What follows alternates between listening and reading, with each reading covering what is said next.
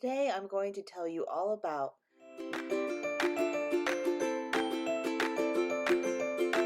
So, during my most recent trip to Disney, I took part in the Wild Africa Trek. This is a private VIP tour that anyone can take. I'll give you more details about cost and restrictions and all that fun stuff towards the end. But I wanted to share my experience and encourage you to absolutely go on this if you have the means and this seems like it might be something you are interested in. They do have like four different ones a day. I chose one pretty early in the morning, which was wise so that we were done before it got too hot. I was also there in February, so that gave me a little bit more time before it got too hot.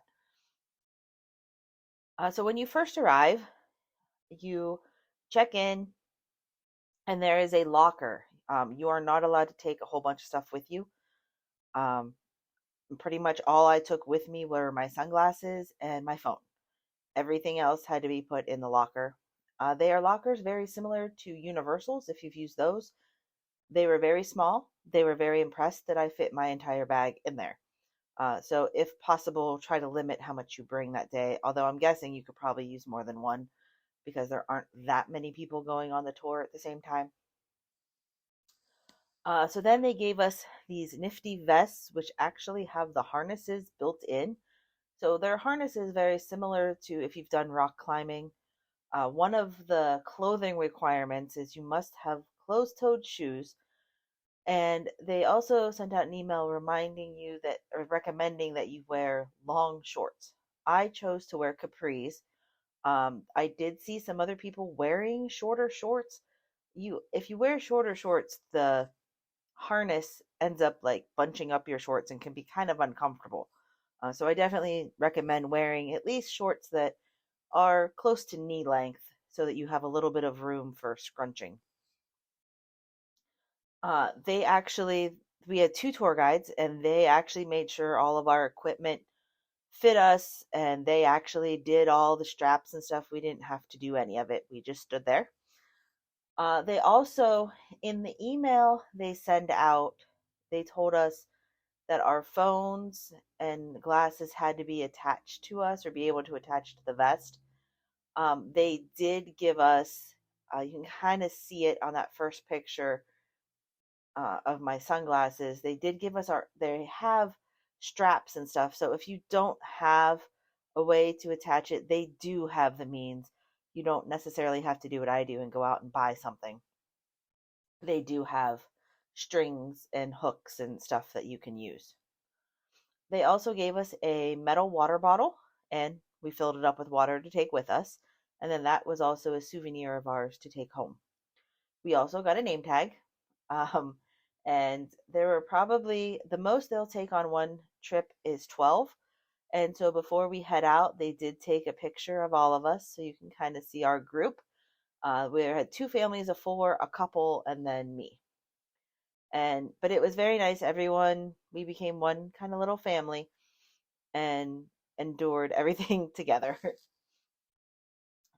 All right, so when you start off walking, you start off right by the safari. So if you've ever been on the safari, that's the area you start. And we went up the Gorilla Falls Trail, kind of right with the public, kind of dodging our way through. Oh, I totally forgot to mention what was really nice, except for my ears are too small, but they have a sound system that you get to borrow and it's really nice because you have the tour guides then right in your ear. So even if they're 10 or 15 feet ahead of you on the trail, you can still hear them perfectly clear. And so that was nice so that you could still hear what was going on even if you weren't right next to them. So we made our way, through where the little mole rats are and through the bird sanctuary. Now in the bird sanctuary, there was cool, like there's a picture of a random duck, but there are these little yellow birds who were making these nests. And apparently, the males make the nest to impress the women. And they make these nests in such a way that they enter them from the bottom so that other predators can't get into their nests. Thought that was pretty cool.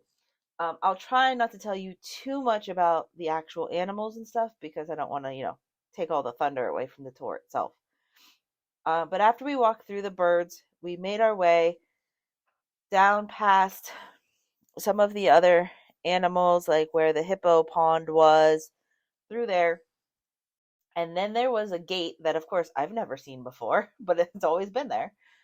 And they escort us off into the private property area. Uh, as we went up, there was a little ladder we had to climb. So, and it was a staircase, but it was like climbing a ladder. So, in terms of physical needs, you'd have to be able to climb a ladder. It was only like 5 rungs or so. Then we walked across a bridge, and then we got to an area where they actually taught us how to take um, our safety carabiner off of our vest so that we could be attached to other apparatus. So we practiced that for a little bit, which is one of those. It is a little tricky, but you'll get the hang of it. Then they led us out to where the hippos were. And the way they do this is you're out on a ledge, but you are attached through your carabiner and equipment to essentially a system of, I don't even know how to explain it, but there's like a rack and you're like attached to the rack. It's almost like a laundry, the dry cleaning rack. It's kind of what it reminded me of. You're hooked on like a piece of clothing. But it was nice then because you could kind of lean out and know that you were still attached and weren't going to fall off the edge. So we actually got to witness a training session. And in this training session, which they said we were very lucky because the hippos are not required to participate, but that today they did. And so they were training them to open their mouths to get food. We fed them some, well, we didn't feed, the trainer fed them some lettuce and some watermelon pieces. And so it was pretty cool watching them uh, try to eat all this food. They are huge. It's amazing how large they are, and their teeth are so weird. That is their teeth that you're seeing that look like long noodles. It's kind of bizarre, but it was very cool to see the hippos way up close. So then when we left the hippos, oh, and while we were there, actually before we left, they would come around and take pictures. That's one of the added bonuses of this tour is because there are 2 tour guides, one of them always has a camera and will take whatever pictures you want, whether it's of you, whether it's the animals, whether it's something you notice, so that you don't even have to worry about taking pictures. And at the end, we got a card that we could download through our PhotoPass system, and we got all the pictures for free. You didn't have to have Memory Maker. They were all included with the tour package. So we got all of the pictures. So I actually have pictures of all of the families. I did not include them in here because I didn't think that would be right. But there were tons of pictures, and so it's really great because one less worry. So you can actually just take in the tour and take in the environment without having to worry about capturing all the pictures. So there's a picture of me with, the hippos in the background. And then I had fun taking pictures of the hippos. Well, when we were done with the hippos, we headed over towards the crocodiles. And if you ever are on the safari, if you look up above the crocodiles, you'll see there's a bridge, a rope bridge that goes across. Well, that is what like the highlight of this tour is for some, is you get to walk across that rickety old rope bridge. So in order to get over to where the crocodiles are, and I guess if you look through the trees on some of these pictures, you can see the little system that we'll be attached to because it's up on that ledge behind the crocodiles. I'll see if I can maybe find a photo to put in there and like point it out. But in order to get there, you have to cross the rickety bridge. And I did not realize there are 2 parts to the rickety bridge. So we had to turn our name tags in or put them somewhere safe because they didn't want our name tags floating down the river or anything. And they rechecked our harnesses and everything. Every time before we did anything, they always rechecked all our equipment. It was great. But then we had to climb up.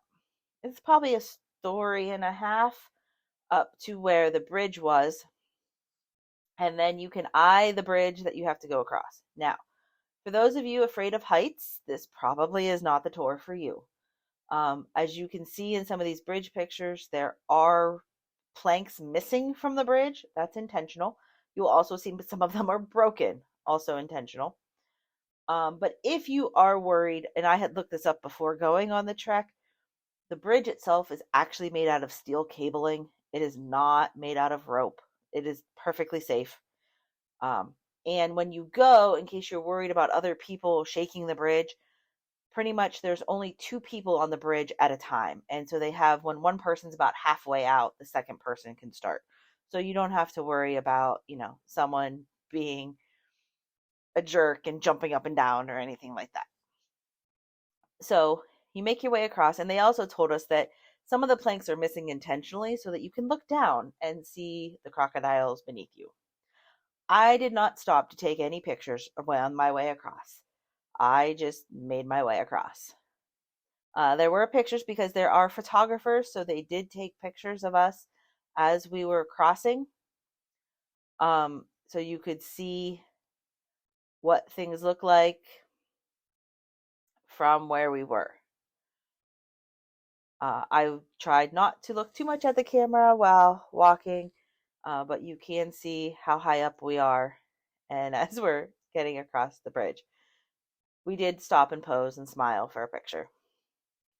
Then we got to go hang out with the crocodiles.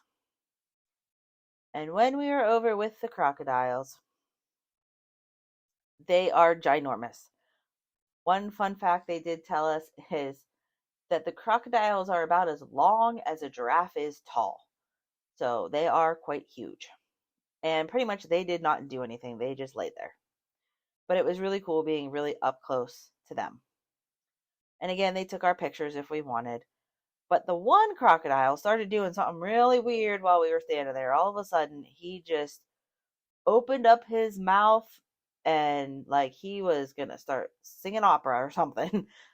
So I did ask at each animal part, there were also experts on that animal. So there was a trainer or whatever for the crocodiles there, a crocodile expert. And I was like, what is he doing? And she said that is actually, since they are reptiles, they are cold blooded, he is actually regulating at his temperature, because that is one of the ways they can cool off quicker is by actually expelling a bunch of carbon dioxide, which actually will help cool their bodies faster. So apparently he was really hot. So he was trying to get rid of all that extra body heat.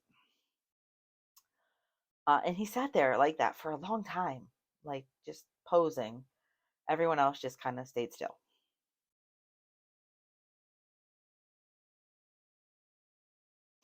Being up this close, you could also really see the scales and stuff on them, which clearly I have never seen a crocodile up this close. On the picture of my back, you can kind of see the different harness and how it actually is an over the shoulder harness, so you're pretty well strapped in. So after we spent enough time hanging out with the crocodiles to get all the pictures and viewings that we wanted, we then headed over to a waiting safari vehicle. At this point, we actually got to take off all our harnesses and everything. So that was nice to actually be free of all of that. It's a different safari vehicle than the one used for the safari. And it was just for our group. And we got to kind of go wherever our drivers wanted to go. We didn't necessarily have to stay exactly on the roads, although we were pretty close. But we could stay longer and see something or cut through a shortcut. One of the advantages of being on the tour. We did get to see the painted dogs who were taking a nap, and some of the wildebeest, and pretty much the same animals that you would normally see on the safari. The zebras. We spent a lot of time with the giraffes. They were kind of hanging out with us, and we got some pictures of us with the giraffes in the background. They are so photogenic. If you've never actually seen a giraffe in person, you really do need to see one. They're funny.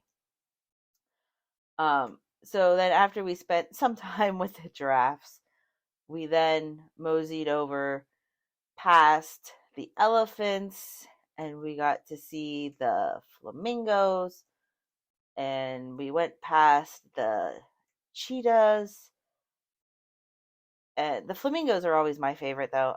I get the most photogenic pictures. I always love those. We also did learn, though, if you look in the one picture, that the island the flamingos are on is actually a giant hidden Mickey. So that's pretty cool. But then we pulled up to this little pavilion that's kind of in the middle of the safari and out in the savannah, and we got to eat some snack food. Uh, this, as if you know me at all, you know this is way outside my comfort zone. But with the exception of that dish with the olives, I tried everything. Although apparently the flour was also edible, I did not try the flour. So, what is all this food? Well, according to the website, because I couldn't remember what they told me, it is a chicken curry salad, sun dried tomato hummus, and mini pita. The hummus was spicy. I had a couple bites of that. That was enough. Marinated tandoori shrimp. That was actually really good. It did not look like it would be good to me, but it really was. There was smoked salmon roulade with dill. Um, I'm not even sure which thing that was. I tried it. I'm sure it wasn't terrible.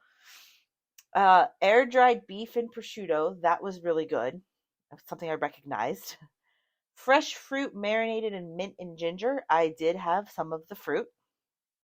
And then we also, apparently these are prepared by chefs from the Boma restaurant, which are, state of the art, top line chefs. And then one of the kind of added bonuses, they gave us these little granola bars, but they were like, homemade granola bars. And it was really good. Like I took one bite of it and they actually put it in uh, the wrapper for us so that we could take it with us. So it was a to go item. And I took a bite and it was really good. And I was like, okay, I'm definitely saving this for later. So I took mine with me to eat. In fact, I ate it a couple of days later for breakfast. It was a perfect breakfast. Now, they do say that the menu is subject to change, so you might not get the same food I did. But there is proof. Oh, and they also had the bug juice. That's not what it's called. What is it? What are they? Jungle juice. They call it jungle juice. Uh, and when we were at Tusker House, I didn't care for it, but maybe it was just because I was really hot and it was summer feeling out there that it tasted good this time. I actually really enjoyed it. So, or maybe my taste buds are changing. I don't know. I did use the bathroom while we were there. There is an actual bathroom. The floor was very interesting, so I took a picture of the floor. It seems like there's a bunch of buttons in it. I don't know the story behind it. It just was interesting. After we were done eating and resting and refilling our water bottles, we then headed out back for the second half of our safari, going to see some of the rest of the animals, seeing the big cats. We saw some rhinos, even the tiniest little rhino. His name is Milo. And there was one other new rhino who is too little to even be out there yet. He has to stay back behind the scenes because he's too little and he can break out too easily. So he has to stay in the back. Hopefully that little one will be out soon. But so then, and the cheetah was actually like out and about, which they said is very unusual. There were also some ostriches running around because that's what ostriches do. So then pretty much we just drove through and our tour guides told us all kinds of information about how things work, about the animals, anything you could possibly want to know. This was also the first time I've ever seen the warthogs actually out and about. Usually they're sleeping when we go by. And we saw, of course, the newest addition, the little baby goats. And then we also learned a Swahili phrase, asante sana, which means thank you. And these were our two tour guides who were amazing. They, filled us in on everything, made sure we were comfortable, and all the things that you would want from tour guides. So what else do I need to tell you? Okay, so what do you need to know if you want to book this? Well, this is at Animal Kingdom, so in order to go on it, you do have to have a park ticket for the day and a park reservation. Also, the tour lasted about 3 hours. So mine was a 10-15 tour, and we finished up, really, it was about 1:15 by the time we were done. And again, they do have like 3 or 4 of them a day, so you can kind of pick your times a little bit. I think the last one goes out at around 12 or 12:30. They do have age limits and weight limits, and you do get weighed before you go. Now, no one else sees it besides the employees who need to verify. Um, I do believe, in fact, oh, it's not on this page. I thought I had it up. I believe the weight limit is 300, but I'm not 100% sure on that. I have to double check. But there is just a little flat scale you just stand on. They double check, make sure everything's cool. And then they pick different sizes. We even had to try 2 different vests on to make sure we got one that actually fit and was comfortable. So don't be afraid to, if something doesn't quite fit right, let them know. They'll fix it and find things that will. So there is an age limit. And then cost. Okay, this is not one of the cheap tours. There are some relatively cheap tours out there. This one is pushing $200. It's $199 at least as of February or March 2022. If you have any discounts like annual pass holder, DVC, you do get a discount on it, so make sure you get your discount. But this was 100% worth it. It was just so cool being able to go backstage. It was so quiet. It was just a really neat experience. And if you have any questions or want to know more about it, please feel free to ask. A lot of people were wondering about the physical requirements. Again, there was that ladder. There was some hiking, but it was like hiking on a dirt trail, relatively flat. I mean, there were some hills, but not like you're climbing a mountain or anything. But you do need to be able to walk on uneven ground. There were some roots you had to step over, stuff like that. But really, that was about it. Because obviously, don't be afraid of heights because you gotta go across the bridge. Although one guy in our group actually was afraid of heights and he did it and he did great and was very glad we didn't have to go back that way.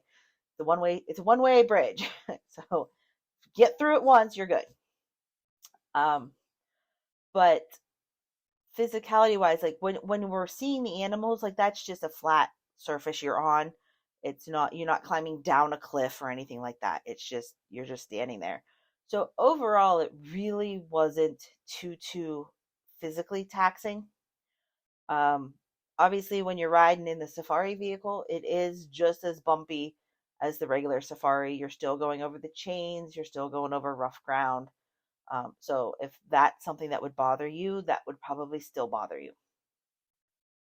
So I think that's all the stuff I wanted to tell you about this. I hope you have enjoyed the pictures. Again, if you have questions, feel free to reach out to me. You can reach me at megan@ignitethesparkle.com or visit our Facebook page, comment in the comments, lots of different ways to get a hold of me.